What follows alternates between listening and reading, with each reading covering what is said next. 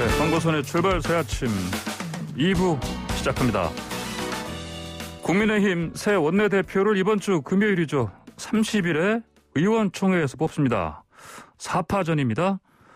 초선들 표심을 잡는 게 급선무겠죠. 자, 그래서일까요? 후보들 모두 혁신, 쇄신, 통합을 강조합니다. 자, 이분들 가운데 국회 상임위원장 자리 모두 민주당이 차지하고 있는데 되찾자, 여당과 협치하자 이렇게 강조하는 후보죠. 사선 중진입니다. 강원 강릉 지역구 권성동 의원 전화로 만나봅니다. 안녕하십니까? 예, 안녕하세요. 권성동입니다. 네. 어제 국민의힘 현역 의원 101명 중에 초선 56명인데 이들 앞에서 서셨는데 좀 표심을 좀 잡으신 것 같습니까? 어제? 예. 예, 하여튼 우리 초선 의원님들께서 아주 날카로운 질문을 해서 혼쭐이 났는데 예. 우리 당이 굉장히 이제 민주적으로 돌아가고 활기차다는 것을 보여준 자리가 아니었나 싶습니다. 하여튼 제 나름대로 최선의 노력을 다해서 답변을 드렸으니까 예. 아마 초선 의원님들께서 잘 판단하시리라고 이렇게 생각하고 있습니다. 예, 날카로운 질문 여러 개 받으셨고 답변 성심성의껏 하신 것 중에서 가장 답변 잘하셨다. 혹시 생각나는 게 있습니까? 글쎄요, 다 최선을 다했습니다만은 여하튼 제가 제일 적임자라는 부분을 어필한 부분이 좀 잘하지 않았나 싶습니다. 예. 적임자다. 어떤 논리로 적임자다 이렇게 말씀하셨습니까? 전투력과 협상력이 뛰어나다는 점을 좀 제가 설명을 드렸고요. 예. 그리고 제가 자리에 연연하지 않고 대의를 위해서 지금까지 의정 활동을 해왔다는 점, 이런 점은 좀 강조를 드렸고, 그 다음에 제가 검사 생활 또 당의 사무총장이나 전략기획본부장을 맡으면서 직원들과 소통을 잘했다. 소통의 왕이다. 그래서 초선 의원들과 소통을 잘하겠다고 강조한 부분도 좀 어필하지 않았나 이렇게 생각하고 있습니다. 예, 알겠습니다. 그동안 또 국민의힘은 영남당 이미지를 극복해야 한다. 이런 지적들이 나왔었는데 동의하십니까? 글쎄, 그건 이제 언론에서 자꾸만 그렇게 말씀을 하시는 부분이고, 우리는 이제 우리 당의 강고한 지지세를 보이고 있는 영남을 뛰어넘어서, 이제 중부 수도권이라든가 충남, 호남까지 우리 당세를 좀 확장하자. 의미로서 이제 전국 정당을 기하자라고 그러는데, 자꾸만 언론에서 영남당 이미지, 영남 꼰대당 이렇게 부정적으로 써서 저는 굉장히 불쾌하고요, 사실은. 우리 영남에 계신 우리 당 지지자들이 사실 우리 당이 어려울 때나 또 잘 나갈 때나 못 나갈 때 지지해 주셨던 분들이거든요. 그래서 우리는 그분들에 대한 무한한 그런 감사의 마음을 갖고 있고, 다만 취약한 지역을 좀 더 당세를 확장하자는 그런 취지에서 말씀을 드리는 건데, 자꾸 영남당 이미지를 탈피하자 그러니까 영남에 계신 분들이 이런 말씀 들으면 좀 불쾌하지 않을까 저는 걱정이 됩니다. 알겠습니다. 그럼 호남 충청 쪽 당세 확장, 이건 구체적으로 어떤 방식으로 하실 생각이십니까? 결국은 정당이라는 게 이제 선거를 통해서 국민의 마음을 얻어야만 되는 거 아니겠어요?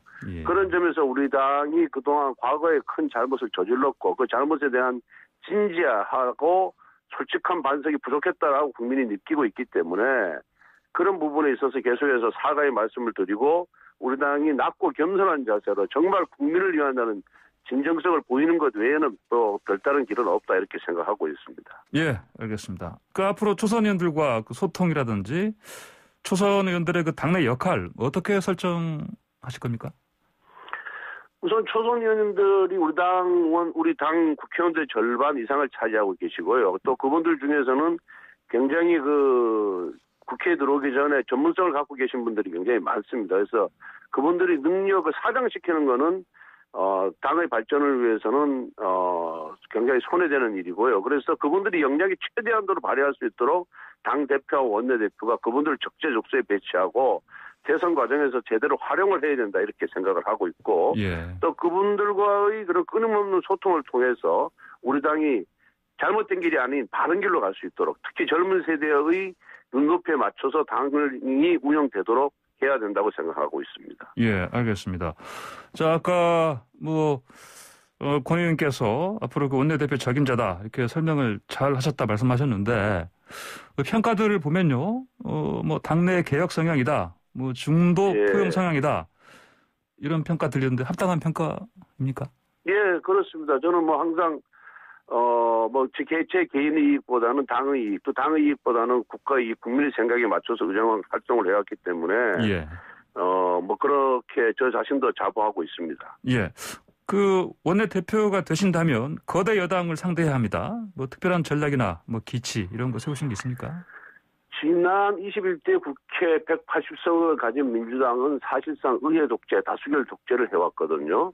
예. 그런데 이번 4.7 재보선에서 다행히 민주당에게 시민들께서, 국민들께서 심판을 내리셨어요. 그리고 이번 재보궐선거에서 나타난 민심은 결국은 상식에 입각한 정치를 하라는 것입니다. 다시 말씀드려서 의회 정치를 복원하라는 그런 저는 준엄한 명령이다 이렇게 생각을 하고 있어서 예. 저는 비록 우리가 소수당이지만 여당인 민주당과 강대강 이런 전선을 구축하는 것이 최선이 아니다 이렇게 생각하고 있습니다. 그래서 저는 항상 협상을 비중을 7, 예. 그다음에 투쟁을 3, 대여 투쟁을 3 이런 그런 기준을 놓고 우선 여당과의 관계를 설정하려 하고 있고요. 그래서 예. 먼저 우리가 합리적인 모습을 보여야 된다. 또 합리적인 대안을 제시해야 된다. 이렇게 생각을 하고 있고 그렇게 해야만 우리의 진정성이라든가 또 설득력이 있는 모습으로 비춰지지 않을까 이렇게 생각하고 있습니다. 그래서 만약에 우리는 그렇게 협치를 하고 싶은데 여당이 지난 2년간과 마찬가지로 독주의 그런 국회 운영을 한다 그런다면은 최종적으로는 국민들을 상대로 설득할 수밖에 없는 것이 아닌가 이렇게 생각하고 있습니다. 알겠습니다. 지금 상임위원장 자리 다 모두 여당 차지입니다. 그 하나라도 좀 가져오셔야 한다 생각하십니까? 의회 정치 복원, 또 국회 내에서의 견제와 균형의 원리, 그리고 오랜 국회의 전통을 감안할 때 민주당이 모든 상임위원장, 법사위원장을 포함한 상임위원장을 독식한 것은 그야말로 의회 정치를 파괴한 것이거든요. 그래서 이거는 제자리로 돌려놓는다는 의미에서 가져와야 된다 생각하고 있습니다.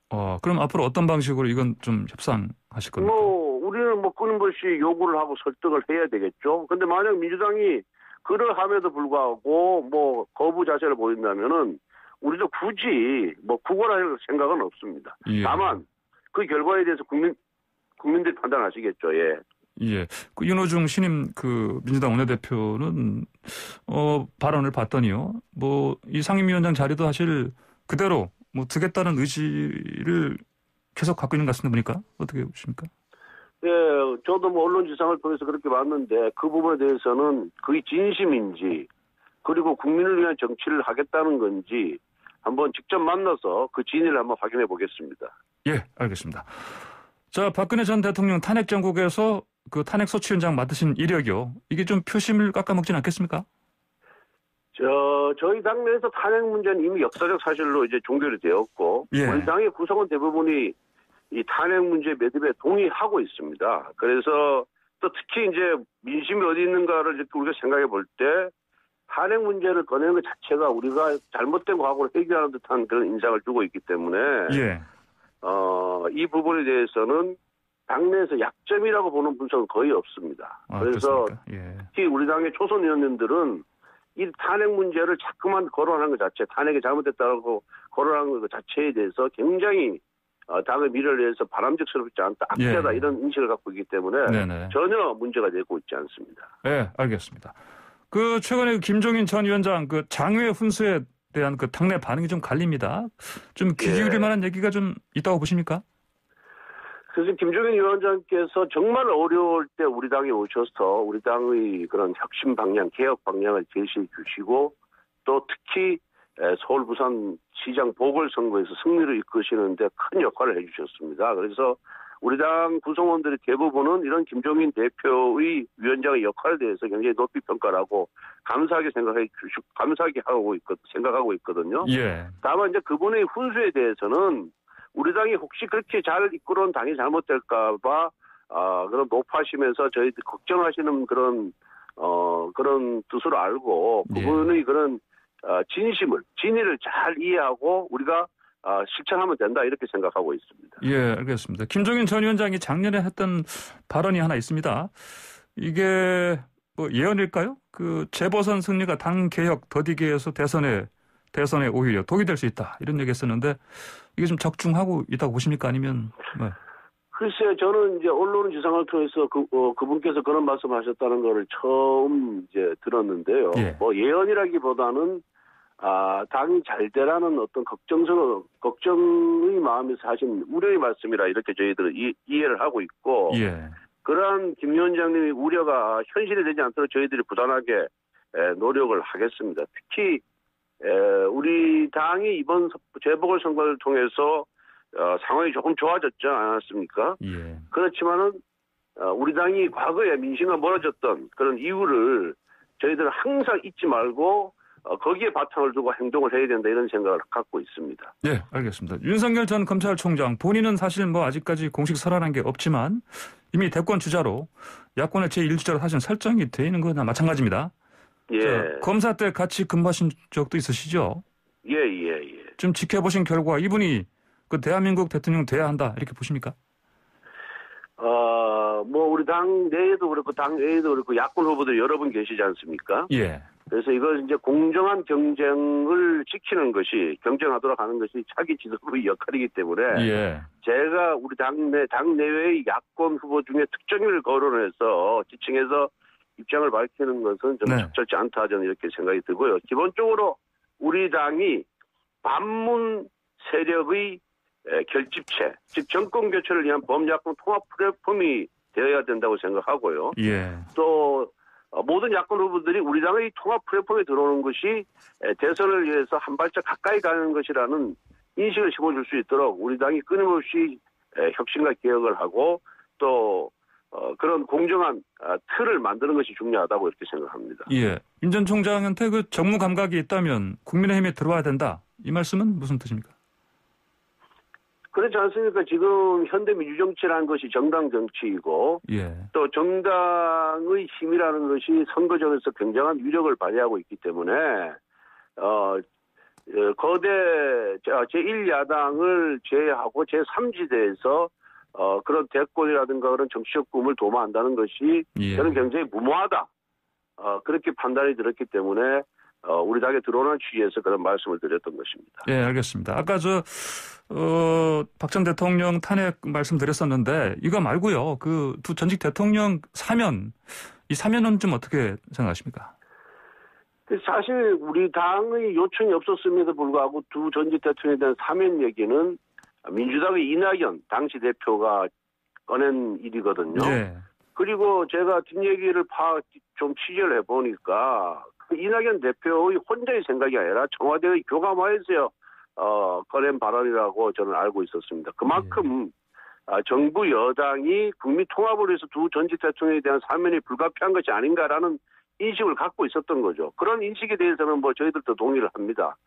그런데 사면 문제를 우리가 먼저 제기한 것이 아니라 정부 여당이 제기했기 때문에 이제 푸는 문제도 정부 여당의 결단이 있어야 된다 이렇게 생각하고 있습니다. 예, 알겠습니다. 오늘 말씀 여기까지 듣겠습니다. 고맙습니다.